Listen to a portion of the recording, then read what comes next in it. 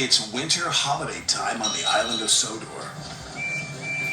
It's very cold, but the engines don't mind. They love this time of year when the stations look jolly in their decorations. There was plenty of work with passengers and parcels to be delivered, no matter what the weather.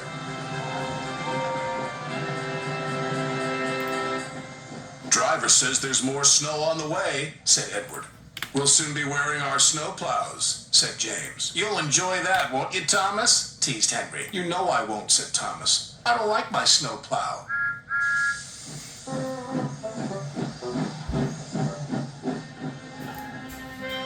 Sure enough, that night the wind blew and the snow fell heavily.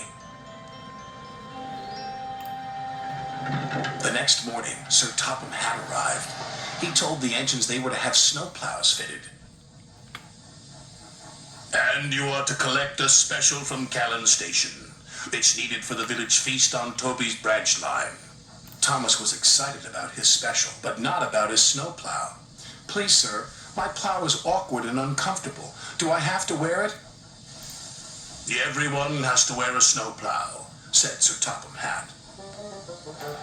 The fitters, his driver, and firemen all helped with Thomas's snowplow.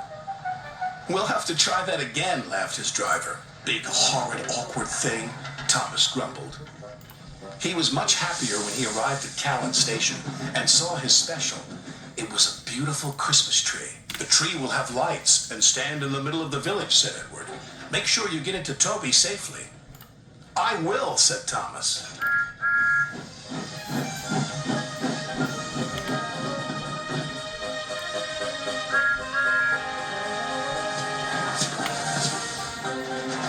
Thomas arrived at Maithwaite, and Toby was very happy to see him.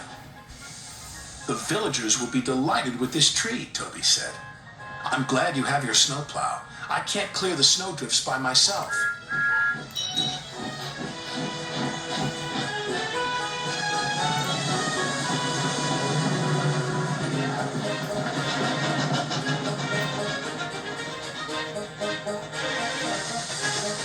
Thomas couldn't see. There was a huge rock buried under the snow. Suddenly, his snowplow hit the rock. Bouncing buffers, exclaimed Thomas. My plow is broken. His driver tried to stop, but the broken plow hit the water tower. Cinders and ashes, exclaimed Thomas. We can't go any further, said Thomas's driver. And there's no one to help us. But the villagers need their tree, said Thomas. Let me try again. I'm sure I can make it. It wasn't easy without a snowplow, but Thomas was determined.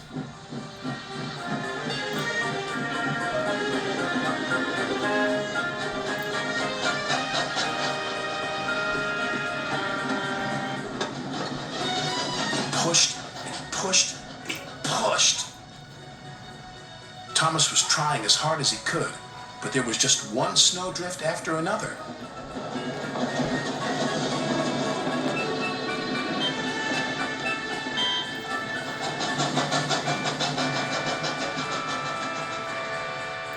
Finally, Thomas and Toby were pulling into the village station. Thomas whistled and the villagers cheered when they saw their beautiful tree. Hooray, they said, hooray!